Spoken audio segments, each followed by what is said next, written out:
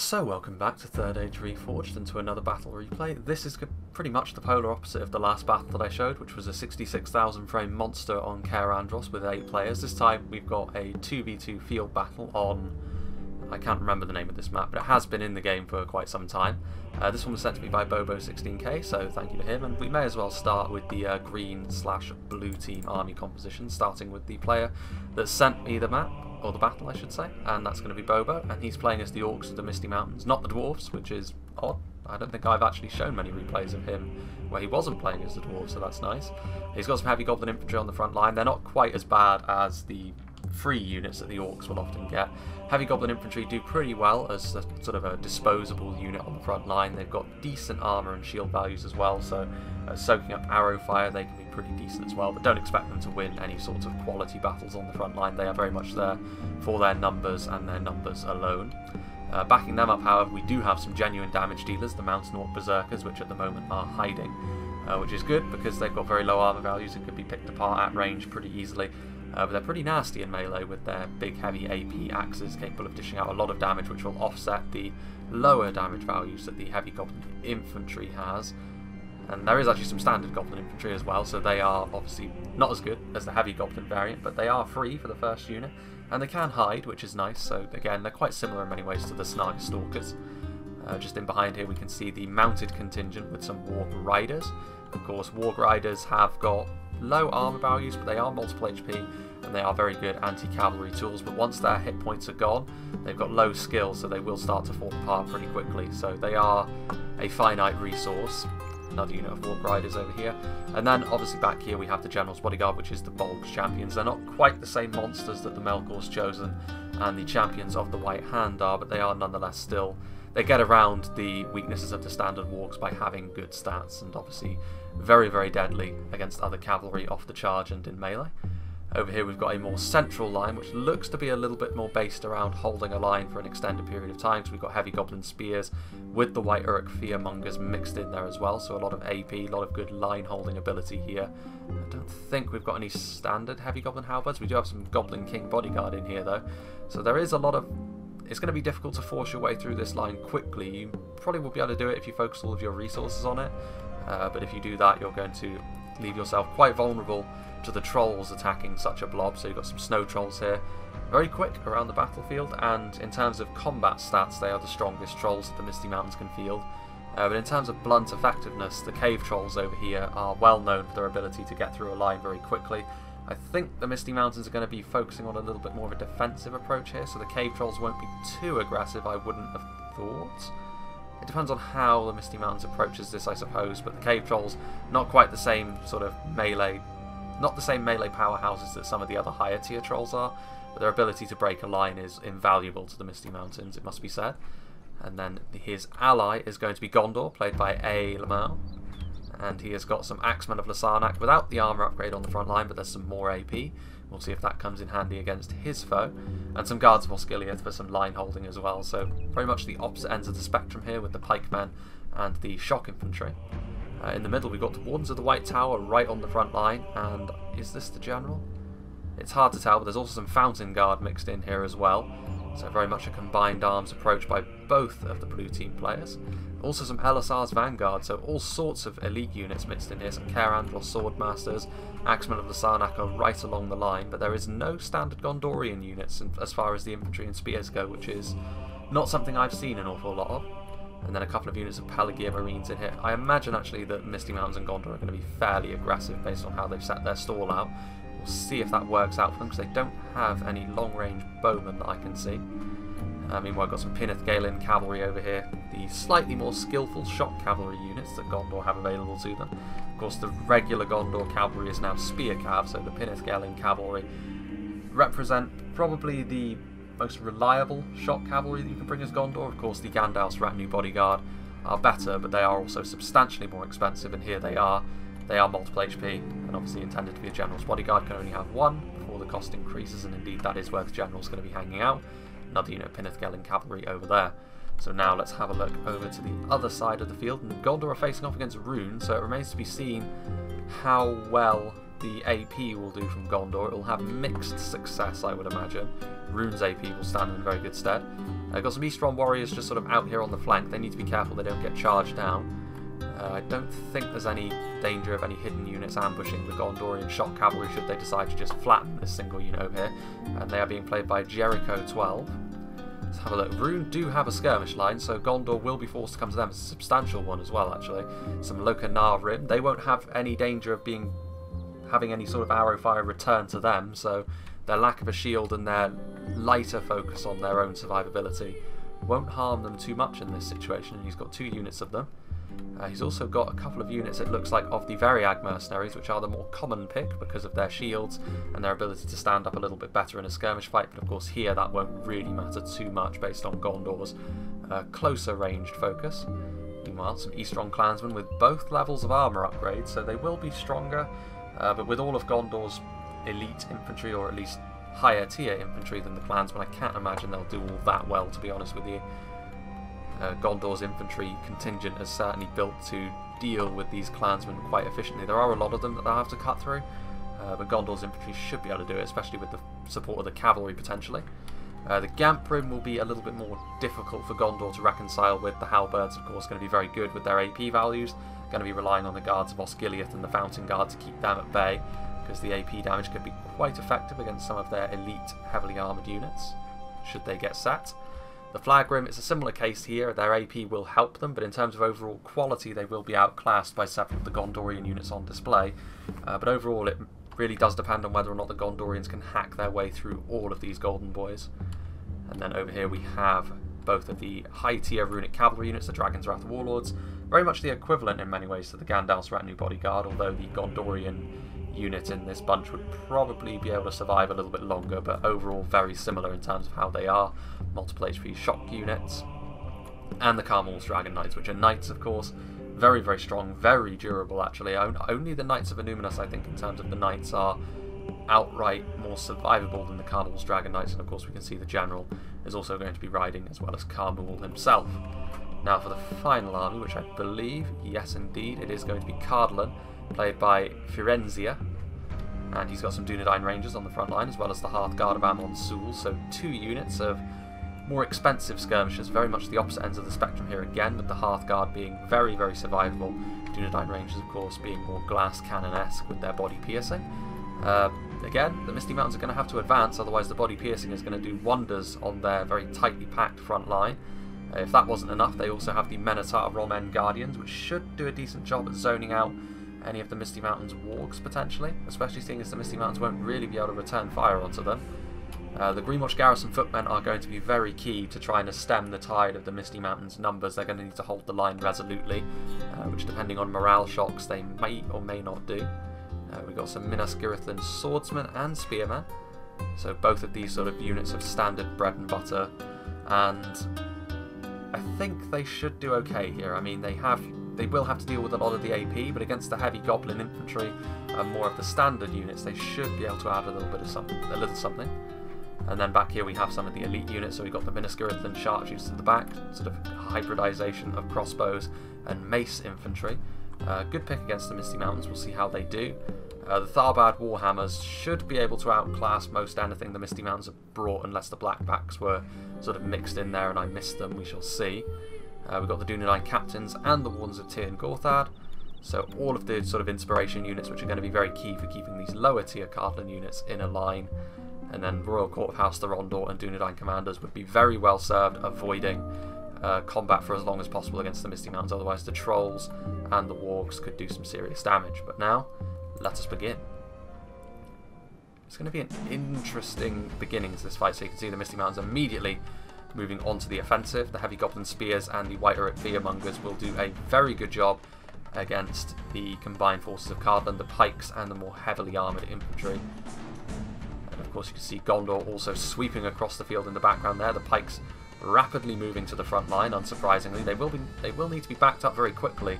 The problem that Cardlan will have here is of course the Trolls. The Trolls will be able to punch right through the line regardless of how many men they stack up and get into the skirmishers, although the Cave Trolls might struggle a little bit to do damage to the Menotar Roman Guardians and Hearthguard of Amon Sul, because they are very, very strong in melee as well as at range, both of them. Meanwhile, the Pikes move forward quickly, However, this does mean that they are essentially on their lonesome having to deal with the trolls, and trolls can do very, very well against pikes when they are unsupported. Meanwhile, you can see over here the wargs are immediately moving on to the offensive. The Wardens of Tirn Gorthad are over here. Now the wargs would do well to steer well clear of the Wardens, and they just about managed to avoid that. This is a bit of a mistake from Cardland. I mean, if the Royal Court of House Thorondor charge headlong into these wargs, it's going to be pretty messy. They didn't even get a clean charge off really either. The Bogs champions are trying to go for some of the softer targets here in the back. With how quick this battle is, things are going to happen quickly, obviously. The Cardland cavalry is going to struggle here. They're already being mobbed by all of these wargs, and the Royal Court of House Thorondor, they are multiple HP lancers, but with all of these AP infantry units and the wargs around, they're going to struggle. The pikes need to assist them, I think, but they're also being accosted by the goblin infantry. You can see the Gondorians are advancing onto the runic positions in the background over there. But this is a very chaotic feel to this, and chaos often favours the orcs in this sort of situation, because they have the numbers and of course they have the aggressive strategy. Cardland, I think, were hoping for a little bit more of an organised fight, and this has been denied them. Cardland do have individual units of genuine quality, however, so it remains to be seen whether the Misty Mountains will be able to keep up this assault. The Volks champions charging into the Minotaur Romen Guardians. They do well to get out of there quickly though. Stay in there too long and the Halberds will start to dish out some damage. Meanwhile, the other engagement has just begun. Rune a little bit further back than their ally, buying themselves a little bit more time. But the combination of the Eastron Clansmen and the Loka Gamprim are going to be able to stand up pretty well to this initial charge from the Gondorians. Kind of the opposite situation over here. Gondor is charged over, but they don't have the numbers advantage, but they do have units of individual quality. This fight could be key. The Runic Archers still here in force. Not got the best shots, it has to be said. Meanwhile, the cavalry engagement is happening, and the Carmel's Dragon Knights are going to smash their way through Pinnith Gelen cavalry, should this engagement remain as it is. The Dragon's Wrath Warlords will struggle a little bit more because they are simply being overwhelmed. There's another unit of those Gondorian Lancers over there. The Loka Flagrim also moving forward. If Gondor can get a serious cav presence into the back lines, I actually would have cycled this Pinnith Gelen cavalry around and avoided the cavalry engagement altogether to start hammer and anvil charging over here. I think that would have been the way to go, because I think Gondor, they might make progress slowly and surely thanks to the Fountain Guard more than anything else. But I have to say it's going to be dicey. Meanwhile, over here, I would say the Misty Mountains certainly had the best of the initial engagements, and there are Blackback Berserkers on the field. Meanwhile, I have to say though, there are a few free units from Cardland over here. There are pikes. Now this was a bold move indeed, and there goes the Misty Mountains general. I'm not sure what Bobo hoped to gain there by charging his general into Greenwatch Garrison Footman. That's a free kill there that was handed to the Cardland player, although this is still a real mess over here. It remains to be seen who's actually going to come out on top of this, however. If the Orcs are able to continue finding gaps, then you would imagine it would be them. These units of Greenwatch Pikes are also starting to struggle a little bit. They've been forced out of formation, and there's still a lot of goblins to kill. Minisker Ithlin Swordsman defeat seems certain. Looks like they're going to try and escape the front line. The White Uruk Fearmongers have barely been touched. Wardens of Tirn Gorthad have also been... Their formation has definitely been heavily disrupted. The goblins are in amongst them. All the while there's wargs nearby, although they will make quick work of the wargs. It's these axemen they need to worry about if they get into close proximity.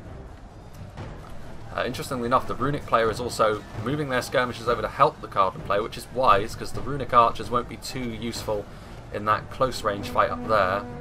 Although the trolls will be able to stand up to that arrow fire for quite a long time with their multiple HP. Dunedain Rangers in the backlines, the wargs are going to go and deal with them forthwith. Dunedain commanders are over here, finishing off what's left of these warg riders. Let's go and witness this charge over here as the wargs charge in. They do manage to get a point blank shot, which is going to do some damage to the wargs, but the charge still goes through, so definitely trading damage there. And I did notice over here as well that this part of the front line is starting to be wrapped up by Rune. Flagrim are in the Gondorian backlines as well as the Eastron Clansmen. There was really only Axemen of Lasarnak down here, and the Guards of Osgiliath have been quickly overwhelmed. It's here in the middle where most of Gondor's strength lies, but unfortunately I think Rune have got the ability to hold the centre long enough for reinforcements to come. And I imagine Rune is just going to wrap up this line and deal with the Gondorians, which would ultimately make it a 1v1 in the late game. They've done it on this side as well. The Flag Room getting around the sides, again doing a lot of damage to the Guards of Osgiliath. I don't think the Pelagear Marines are going to be able to salvage this situation. We'll see. Narim firing their ammunition over here. And yeah, the Runic Cavalry's definitely had the better of this engagement. I think the presence of the Knights is what's done it more than anything else. Gondor didn't have anything other than Lancers over here. They didn't really have any genuine anti-cavalry mounted units, and I think that's cost them. The Pinnith Cavalry, they've also got themselves caught up in a fight with infantry units as well. They're being overwhelmed. It's not impossible that Gondor could still salvage the Cav situation a little bit, but I don't think that either side is going to come out of this looking too healthy, and I think Rune will probably gain the upper hand there. Which is definitely not what Gondor need. Gondor needs some cavalry pressure in the back lines here to start doing some damage to Rune. Or they need the Misty Mountains to go and help them out. The Misty Mountains is, by the looks of things, is certainly having the better of this fight over here. The Cave Trolls doing some nice damage. The Royal Courthouse, the Rondor are now stuck in over here. Cardinal General is probably not long for this world if that's the case. The crossbows doing their best, but you can see now that the floodgates have opened, the goblins are pouring forward.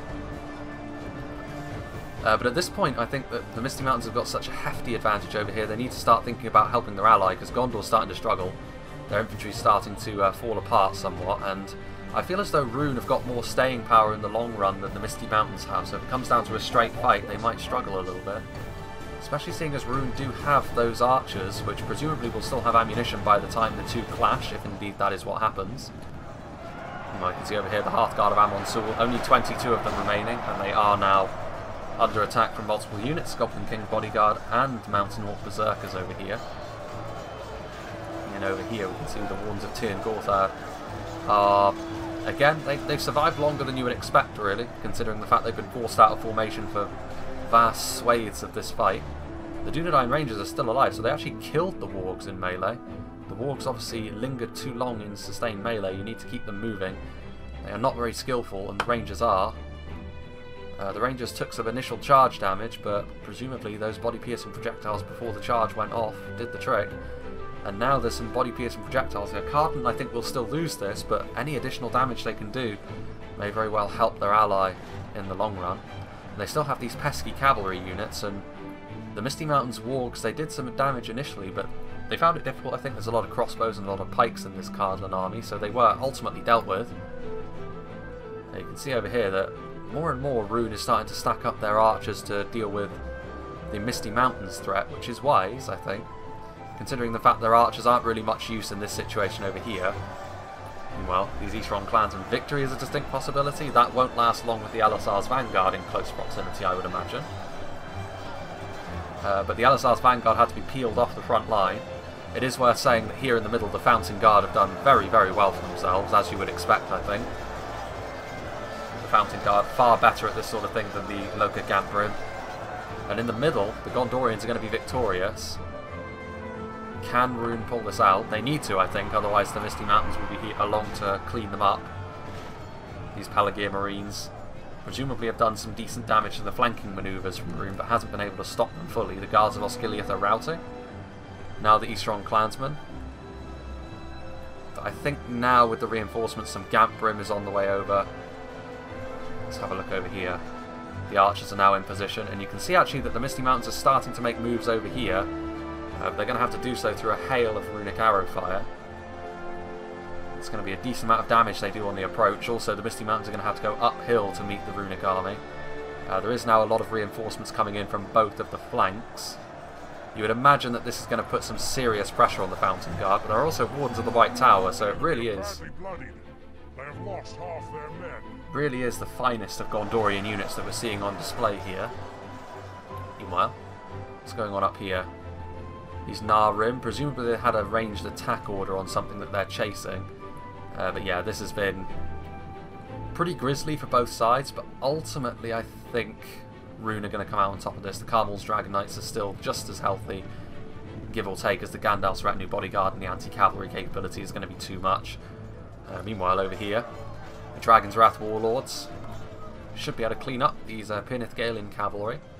There's also still the Eastron Warriors, which have acted as a good sort of additional bit of damage that Rune has had in what is effectively a mounted engagement. And having a unit of knights, even if they are a little bit battered about, in the late game could prove to be the thing that swings the game. Meanwhile, combination of Flagrim, Eastron Clansmen and Gamprim, that's 3 units that are held up on Pelagia Marines. That's a bit of a waste actually. So that can be counted as a bit of a win actually for the Gondorians. How many units do the Misty Mountains still have available to them? How much damage have the Runic Archers been able to do to them on the approach? It's a fairly key question. Heavy Goblin Spears. It is a close one, this. I mean, the Blackback Mountain Berserkers have charged up the hill and they are now in melee. And considering these Gamprim are out of formation, the Blackback Berserkers should be able to tear their way through them, slowly and surely. What's going on over here? Cardland have regrouped their skirmishers. The Dunedain Rangers are still firing, but they've also managed to pull out their crossbows. The additional fire that comes into the side of the onrushing Misty Mountains army could be very key indeed. Cleaning up key targets like the Goblin King bodyguard would certainly be a big weight off of the Runic players' shoulders. Although with the Misty Mountains reinforcements, the envelopment over here that they did have on the Gondorians might cease to be effective. And indeed, this would probably swing the fight back in favour of the blue team over here if these goblins were to engage this pocket of Runic infantry, because the Fountain Guard are still holding their own despite being surrounded a little bit. Gandalf's retinue bodyguard are about to be charged by the Carmul's Dragon Knights. The Runic Cavalry might be well placed trying to disrupt the Misty Mountains reinforcements at this point in time.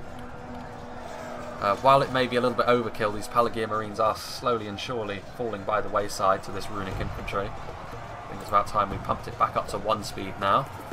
But things are a little bit easier to keep track of, but Cardland, the main bulk of Cardland's army has disappeared. I think... what happened there?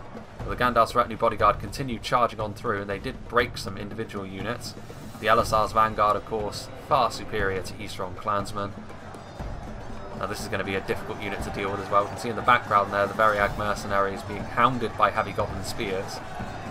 The White Uruk Fearmongers are going to be another very difficult AP polearm unit that Rune have to deal with.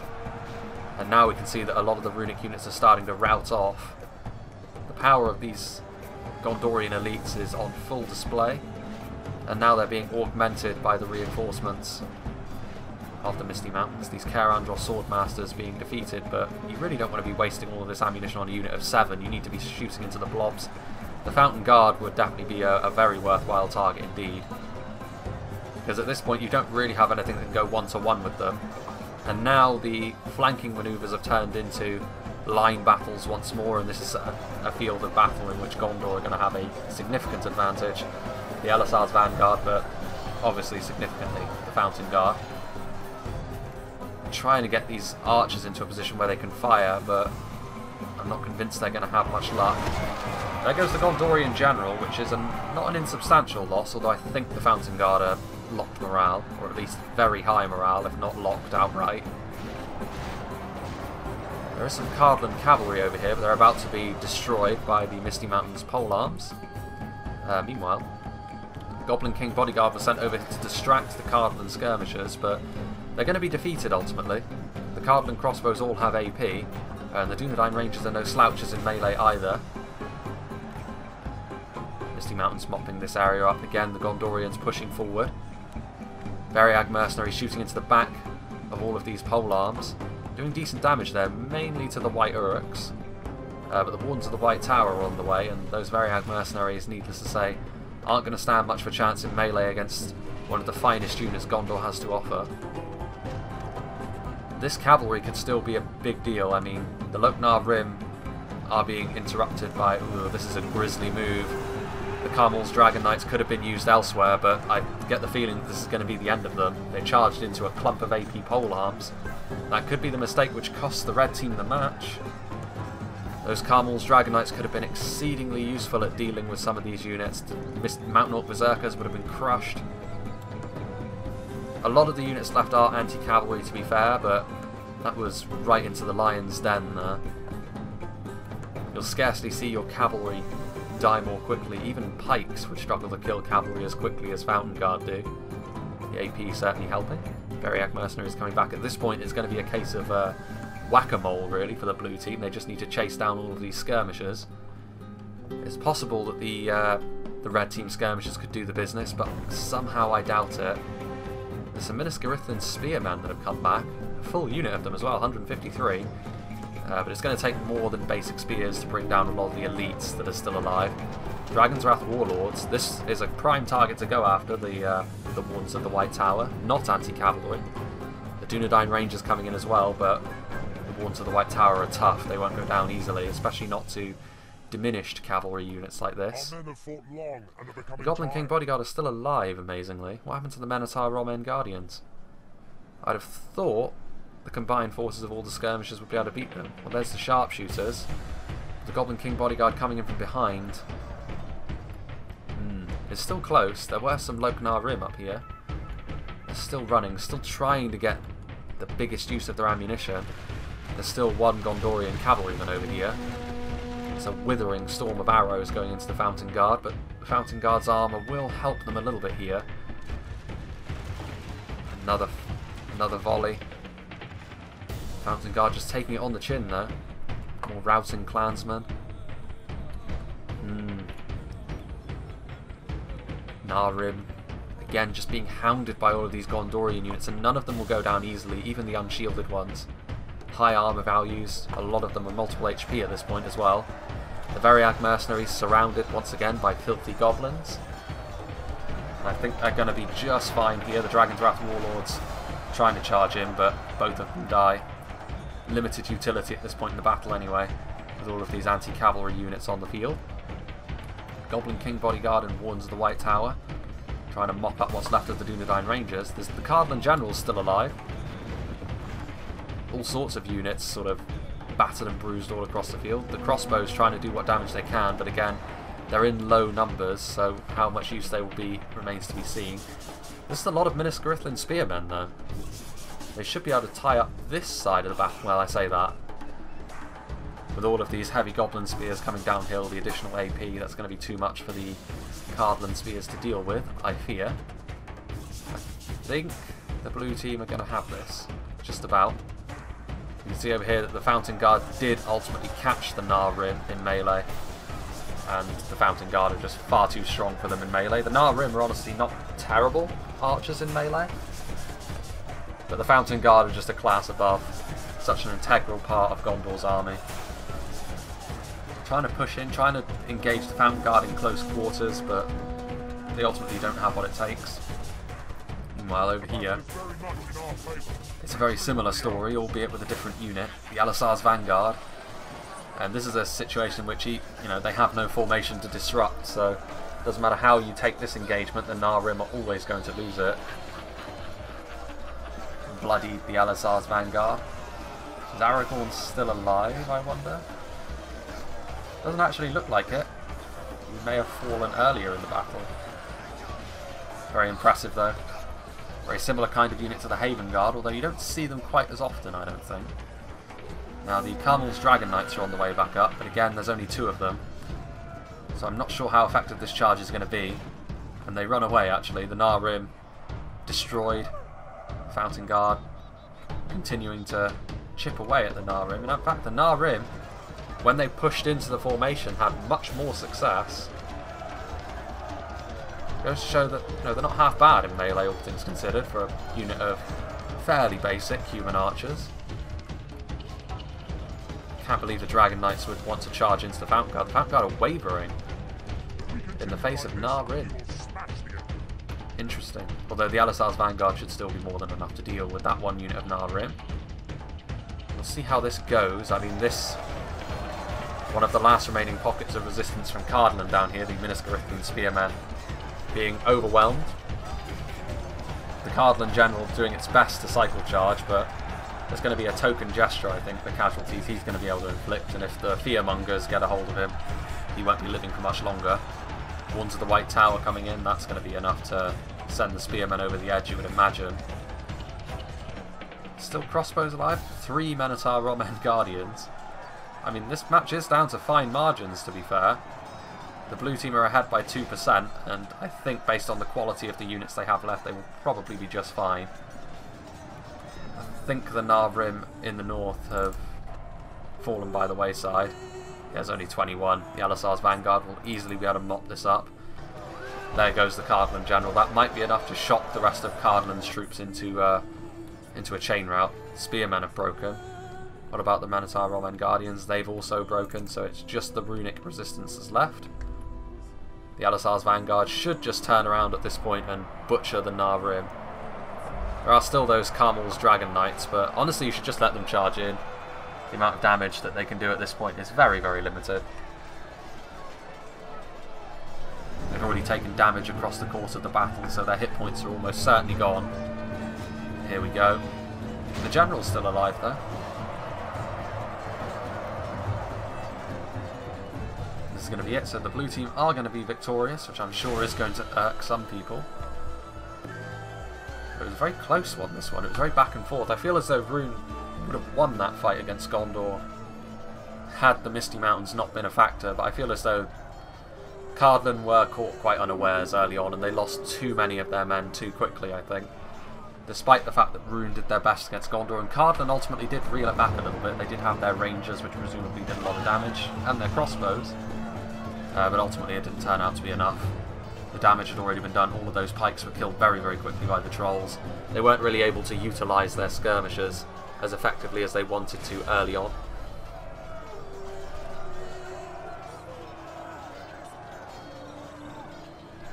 These Narvrim have done pretty well in melee though. They've stood up to Fountain Guard and Elisar's Vanguard for prolonged periods of time.